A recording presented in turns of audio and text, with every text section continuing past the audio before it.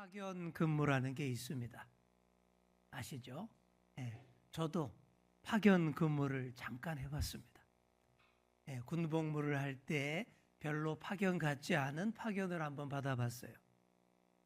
부활절을 앞둔 때였습니다. 네, 군인교회 대항 성가 찬양 대회를 한다라는 거예요.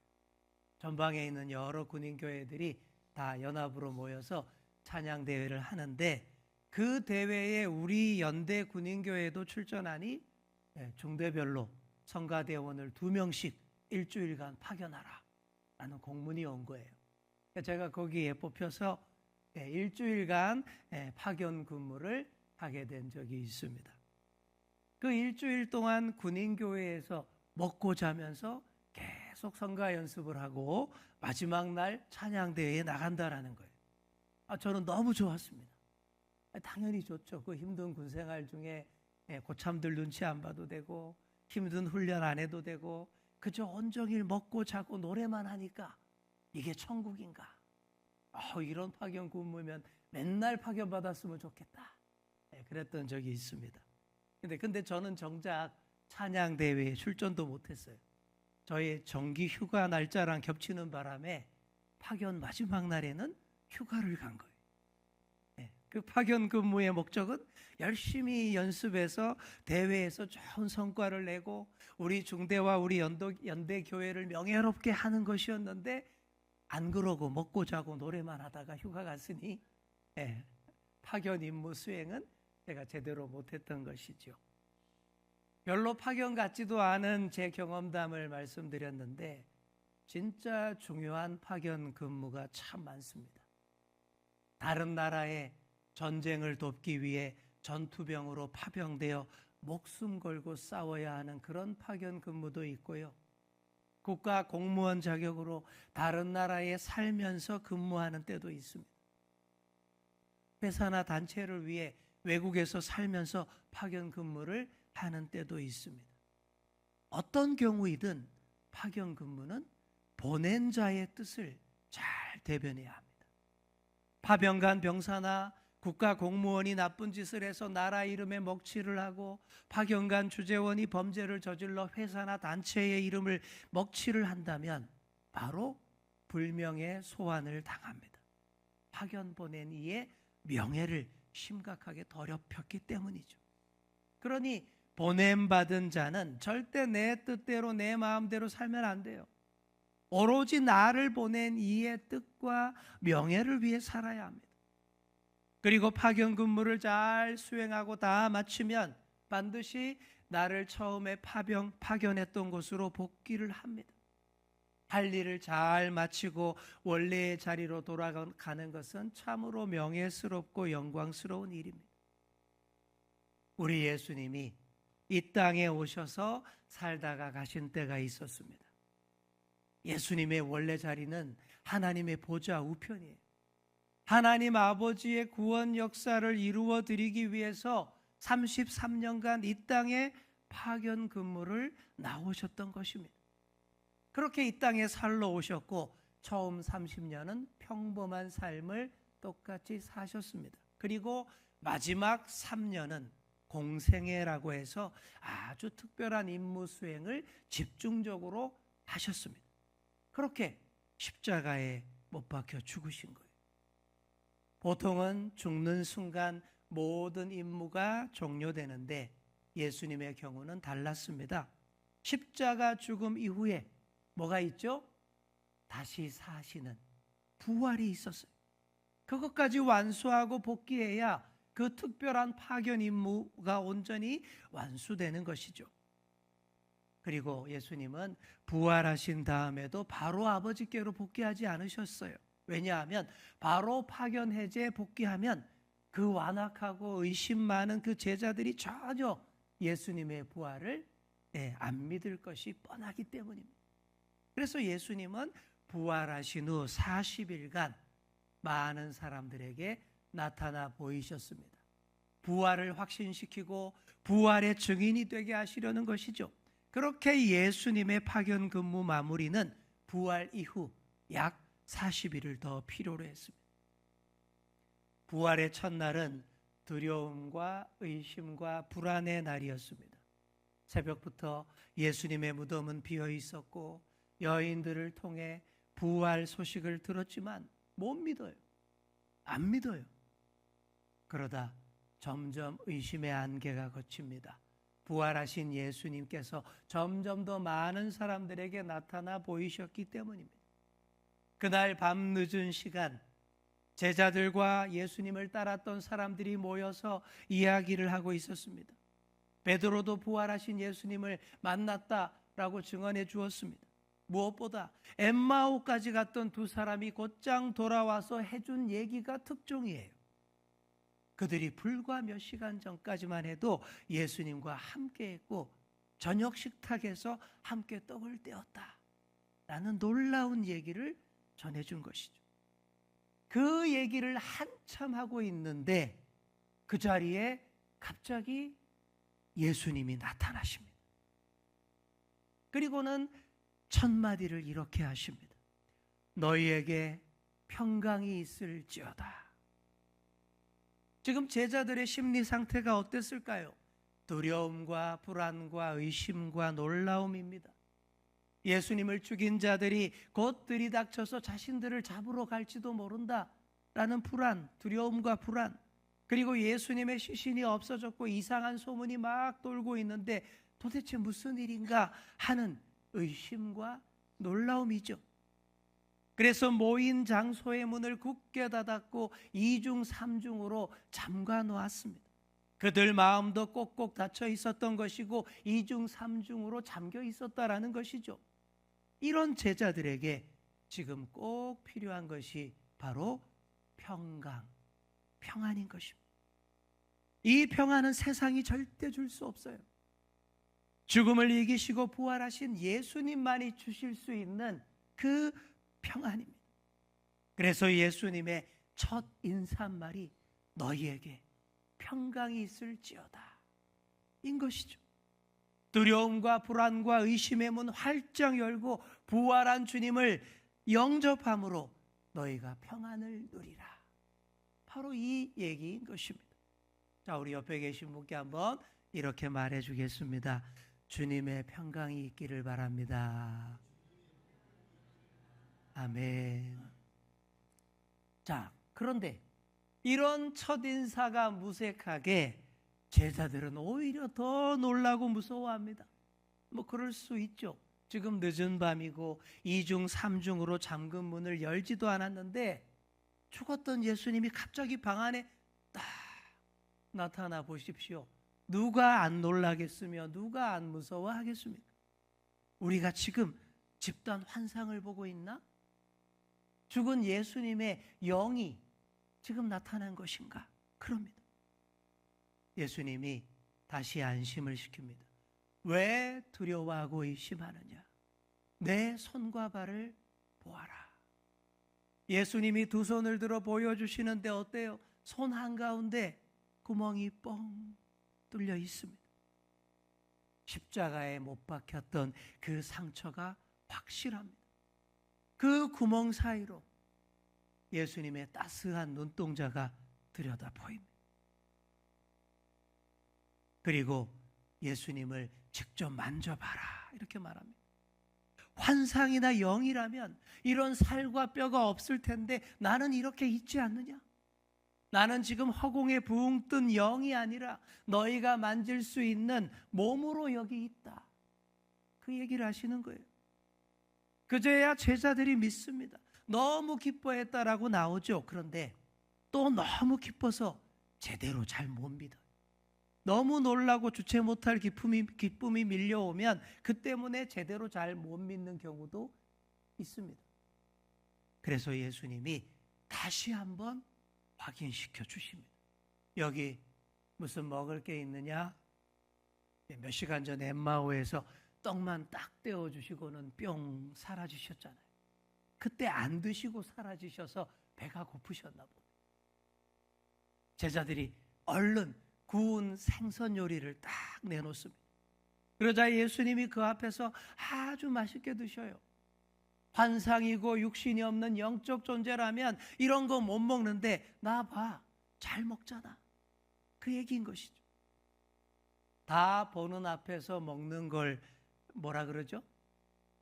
네, 요즘 말로 먹방이라고 합니다. 먹는 방송. 제자들에게 부활을 확신시키고 평강을 주시기 위해서 예수님이 먹방까지 다 하셨어요. 먹방의 필수인 ASMR도 제대로 다 하셨을 거예요. 생선구이 맛있게 씹는 소리, 음식물 몸 안으로 삼키시는 소리 다 내쉬면서 그래, 이 맛이야, 이렇게까지 하신 거예요. 그걸 보며 다들 확실하게 믿습니다. 와, 예수님이 진짜 부활하셨구나. 고난과 죽음의 흔적, 손과 발의 못자국까지 그대로 가지고 다시 살아 우리에게 오셨구나. 우리와 똑같이 음식도 드시는구나. 이제야 차분하게 제대로 부활을 믿게 된 제자들, 이제야 예수님이 그 제자들을 향해 차분하게 말씀으로 가르치십니다. 구약 성경의 말씀을 풀어주시는 거예요. 사실 살아생전 예수님이 제자들에게 많은 말씀으로 가르치셨고 또 반복적으로 다 가르치셨어요. 더 가르칠 것도 사실 없습니다. 하지만 죽음에서 살아나신 분이 똑같은 말씀으로 가르치면 어떨까요? 같은 말씀이라도 전혀 다르게 들립니다. 예전에 전혀 이해 못했던 하나님 말씀이 다 이해되는 거예요. 그들의 마음이 점점 더 뜨거워집니다. 마음이 뜨거워지니 마음 문이 활짝 열리고 지혜와 총명이 활성화됩니다. 더구나 부활하신 예수님이 직접 성경 말씀을 풀어주시니 다 이해가 되고 깨달아지는 거예요. 가장 중요한 게 이거예요. 모든 구약 성경이 예수님을 가리킨다라는 것을 깨닫게 된 것입니다. 하나님 아버지의 뜻을 받들어 이 땅에 파견 근무 오신 분이 우리 예수님이시고 이번 십자가 죽음과 부활을 통해 구원 역사를 완수하고 계시다라는 것을 다 깨닫게 된 것입니다. 그리고 나서 앞으로 제자들이 해야 할 일을 알려주십니다. 사명을 주시는 거예요. 그게 뭘까요? 너희가 다 부활의 증인이 되어야 한다. 이것입니다. 부활하신 그리스도를 믿는 믿음이 모든 세상 사람들을 살리는 구원의 핵심이니 너희가 그 증인 역할을 해야 된다라는 것이죠. 제자들이 이 사명을 받들어서 사도가 되는 거예요. 제자와 사도는 분명히 다릅니다. 제자는 스승으로부터 철저히 배우고 훈련받는 사람이고 이 제자 수업을 완료하고 중대한 사명을 위해 보냄받는 사람이 사도인 거예요. 그래서 사도를 뜻하는 헬라어 아포스톨로스가 보냄받은 자, 이런 뜻입니다. 자, 우리 한번 따라해 볼까요? 보냄받은 자. 그게 사도입니다. 하나님 나라를 위한 임무를 받고 파견되는 사람, 부활의 증인 역할을 하는 사람이 사도인 것이죠. 이렇게 제자들을 사도로 세워주시고 예수님은 본래의 자리로 돌아가십니다. 예수님의 본래 자리는 하나님 보좌 우편이라고 했습니다. 이 땅에서의 파견 근무 다 끝내시고 드디어 하늘로 복귀하시는 거예요. 그때 예수님이 마지막으로 당부하신 말씀이 49절입니다. 우리 49절 말씀을 우리 함께 읽겠습니다. 화면 보시면서 볼지어다 내가 내 아버지께 약속하신 것을 너희에게 보내리니 너희는 위로부터 능력으로 입혀질 때까지 이 성에 머물라 하시니라. 아멘. 예수님은 복귀하시지만 대신에 하나님 아버지께서 약속하신 것을 곧 보낸다라고 하셨어요. 아버지가 약속하신 것이 뭘까요? 예수님 대신에 임무교대에서 성령님을 보내주신다, 이 얘기입니다. 그래서 너희가 위로부터 성령의 능력을 입을 때까지 어디 가지 말라라는 거예요. 성령의 능력이 입혀져야만 부활의 증인도 될 수 있고 사도의 역할도 잘 감당할 수 있습니다.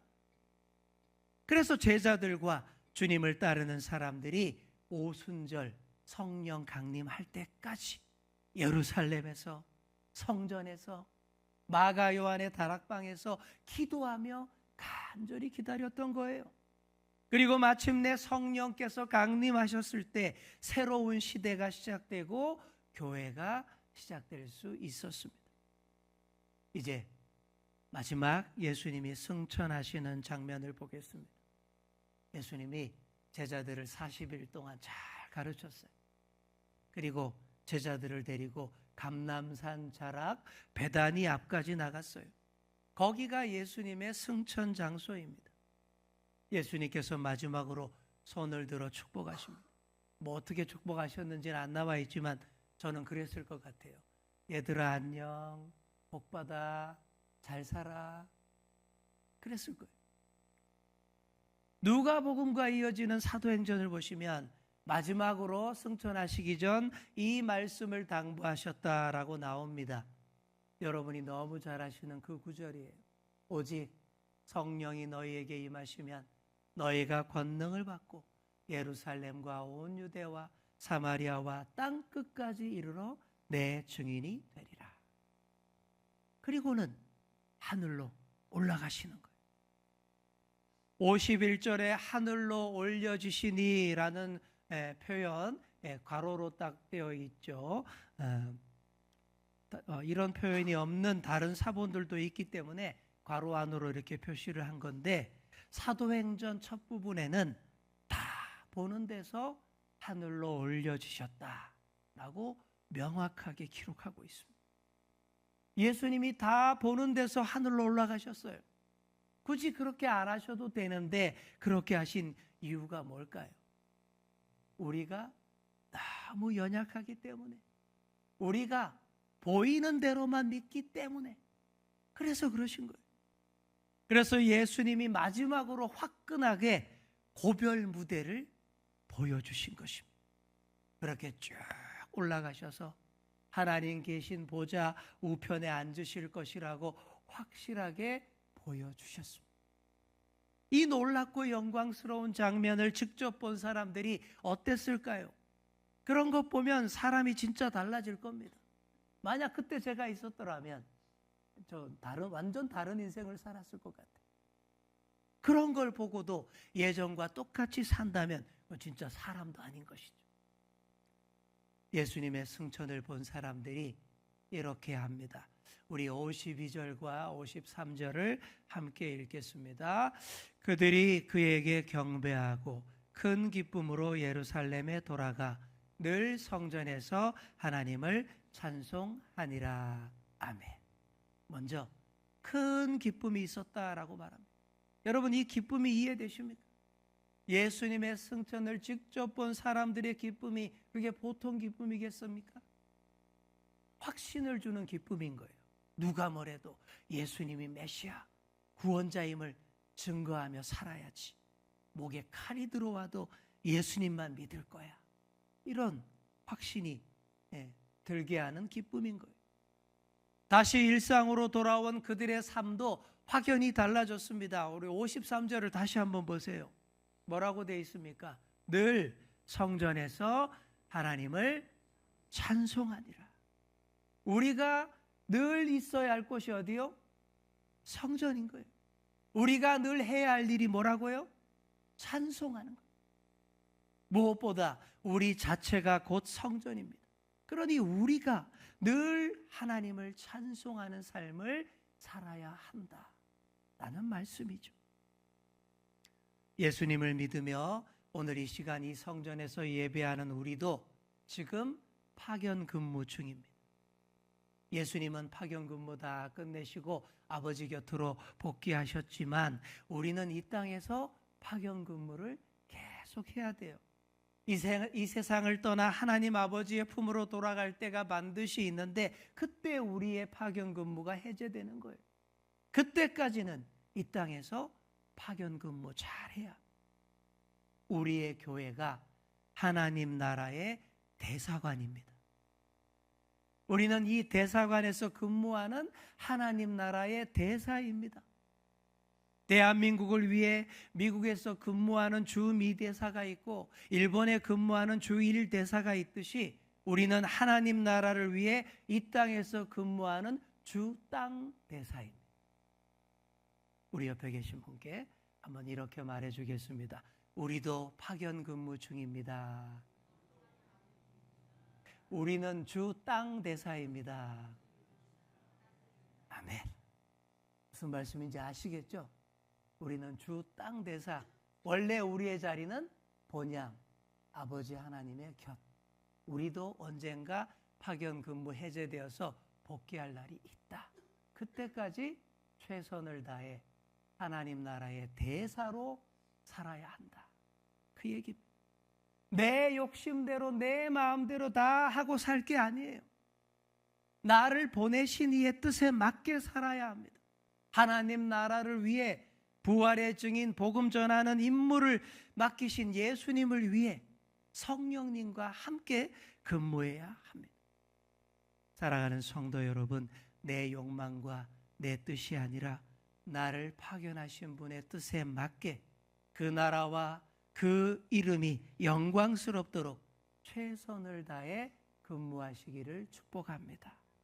성령님과 함께 끝까지 부활의 증인으로 사시고 큰 기쁨으로 날마다 주님을 찬송하는 삶을 사시는 그런 저와 여러분 다 되시기를 축복합니다.